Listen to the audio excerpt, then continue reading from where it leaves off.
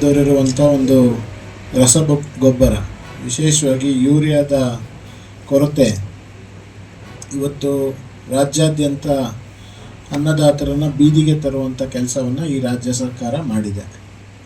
ಯಾವ ರೈತ ಇಂಥ ಮಳೆಗಾಲದಲ್ಲಿ ಕೃಷಿ ಚಟುವಟಿಕೆಗಳಲ್ಲಿ ಸಂಪೂರ್ಣವಾಗಿ ತಮ್ಮನ್ನು ತಾವು ತೊಡಗಿಸ್ಕೋಬೇಕಾದಂಥ ರೈತ ಇವತ್ತು ಹಳ್ಳಿಯನ್ನು ಬಿಟ್ಟು ಪಟ್ಟಣಗಳಿಗೆ ಬಂದು ಗೊಬ್ಬರದ ಅಂಗಡಿಗಳ ಮುಂದೆ ಮತ್ತು ಗೊಬ್ಬರದ ದಾಸ್ತಾನಿರುವಂಥ ಗೋಡೌನ್ಗಳ ಮುಂದೆ ರಾತ್ರಿ ಇಡೀ ಬಂದು ಪಾಳಿ ಕಾಯುವಂಥ ಪರಿಸ್ಥಿತಿಯಲ್ಲಿ ಮತ್ತು ಗೊಬ್ಬರದ ಕೊರತೆಗೋಸ್ಕರ ಏನು ಯೂರಿಯಾವನ್ನು ಈ ಕಾಲಕ್ಕೆ ಭೂಮಿಗೆ ಹಾಕಬೇಕಾಗಿತ್ತು, ಅದರ ಕೊರತೆಯಿಂದಾಗಿ ಬರುವಂಥ ದಿನಗಳಲ್ಲಿ ಸಂಪೂರ್ಣವಾಗಿ ಬೆಳೆಯನ್ನು ಕಳೆದುಕೊಳ್ಳುವಂಥ ಅತ್ಯಂತ ದಾರುಣ ಪರಿಸ್ಥಿತಿಯಲ್ಲಿ ಇವತ್ತು ನಮ್ಮ ರಾಜ್ಯದ ರೈತರು ಬಂದು ನಿಂತಿದ್ದಾರೆ. ಇದಕ್ಕೆ ಸಂಪೂರ್ಣವಾದಂಥ ಹೊಣೆಗಾರಿಕೆಯನ್ನು ಈ ರಾಜ್ಯದ ಮುಖ್ಯಮಂತ್ರಿಗಳಾದಂಥ ಸಿದ್ದರಾಮಯ್ಯನವರು ಮತ್ತು ಕೃಷಿ ಇಲಾಖೆ ಸಚಿವರಾದಂಥ ಚಲುವರಾಯಸ್ವಾಮಿಯವರು ಇವರು ಹೊರಬೇಕಾಗತ್ತೆ. ಇವತ್ತು ರಾಜ್ಯದಲ್ಲಿ ಕೃಷಿ ಇಲಾಖೆ ಇದೆಯೋ ಇಲ್ಲೋ ಅನ್ನುವಂಥ ಪರಿಸ್ಥಿತಿಯಲ್ಲಿ ಕೃಷಿ ಇಲಾಖೆ ನಡೀತಾ ಇರುವಂಥದ್ದು ಮತ್ತು ನಮ್ಮ ಮುಖ್ಯಮಂತ್ರಿಗಳು ತಮ್ಮ ಕುರ್ಚಿಯ ಉಳಿವಿಗೋಸ್ಕರ 10 ಬಾರಿ ದೆಹಲಿಯ ದಂಡಯಾತ್ರೆಯನ್ನು ಕಳೆದ 3-4 ತಿಂಗಳಿಂದ ಮಾಡ್ತಾ ಇದ್ದಾರೆ. ಬಿಟ್ಟರೆ ನಮ್ಮ ರಾಜ್ಯದ ರೈತರಿಗೆ ಏನು ಬೇಕಾಗಿದೆ, ನಮ್ಮ ರಾಜ್ಯದ ರೈತರಿಗೆ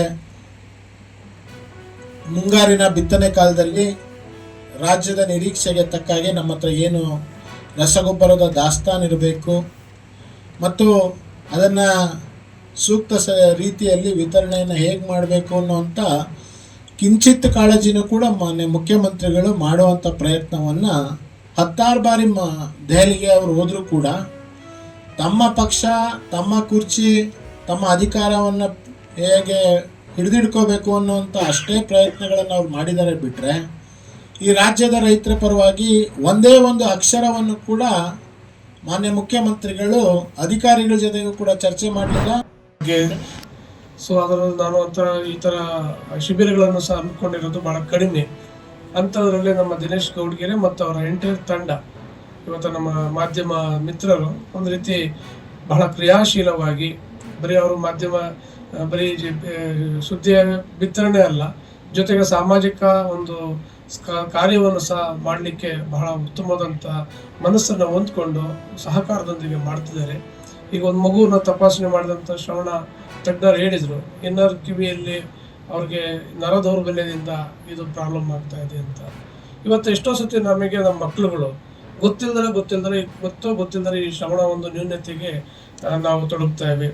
ಅತಿಯಾದಂಥ ಶಬ್ದ ಮಾಲಿನ್ಯ ಇರ್ಬೋದು, ಅಥವಾ ಆನುವಂಶಿಕವಾದಂತಹ ಕಾಯಿಲೆಗಳು ಇರ್ಬೋದು, ಅಥವಾ ಏನು ತಾಯಿಯ ಒಂದು ಮಗು ತಾಯಿ ಹೊಟ್ಟೆ ಒಳಗಿರುವ ಸಂದರ್ಭದಲ್ಲಿ ಸರಿಯಾದ ತಪಾಸಣೆಗಳದಿಲ್ಲದೆ ಅಥವಾ ಸರಿಯಾದ ಸಮಯದಲ್ಲಿ ಚುಚ್ಚುಮದ್ದುಗಳು ಅಥವಾ ಮಾತ್ರೆಗಳು ಅಥವಾ ಪೌಷ್ಟಿಕ ಆಹಾರಗಳ ಕೊರತೆಯಿಂದ ಈ ರೀತಿಯಾದಂಥ ಶ್ರವಣದ ನ್ಯೂನತೆಯನ್ನು ನಾವು ಕಾಣ್ತೀವಿ.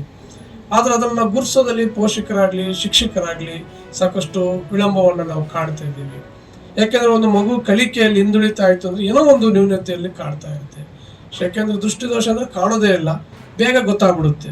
ಈ ಶ್ರವಣ ದೋಷ ಆದರೆ ಅಷ್ಟು ಐಡೆಂಟಿಫಿಕೇಶನ್ ಬಹಳ ವಿರಳ. ಯಾಕೆಂದರೆ ಅವ್ರು ನೋಡೋಕ್ಕೆ ನಾರ್ಮಲ್ ಮಗು ಇದ್ದಂಗೆ ಇರ್ತಾರೆ, ಬೇರೆ ರೀತಿಯಾದಂತಹ ಇದು ಬರೋದಿಲ್ಲ. ಬಟ್ ಅಷ್ಟು ಆಕ್ಟಿವ್ನೆಸ್ ಇರೋದಿಲ್ಲ, ಅಷ್ಟು ಪಾಸಿಟಿವ್ನೆಸ್ಸು, ಪ್ರತಿಕ್ರಿಯೆ ಅಂತ ನಾವೇನು ಕರಿತೀವೋ ಅದು ಇರೋದಿಲ್ಲ. ಮೊದಲೆಲ್ಲ ಈ ಶ್ರವಣ ದೋಷ ಏನು ವಯೋಸಹಜವಾಗಿ ಬರ್ತಾ ಇತ್ತು. ಈಗ ಸಹಜ ಅಲ್ಲ, ಸಣ್ಣ ಮಗುವಿನಿಂದ ಹಿಡ್ಕೊಂಡು ಅಬಾಲವೃದ್ಧರವಾಗಿ ಇದು ವ್ಯಾಪಿಸ್ತಾ ಇದೆ.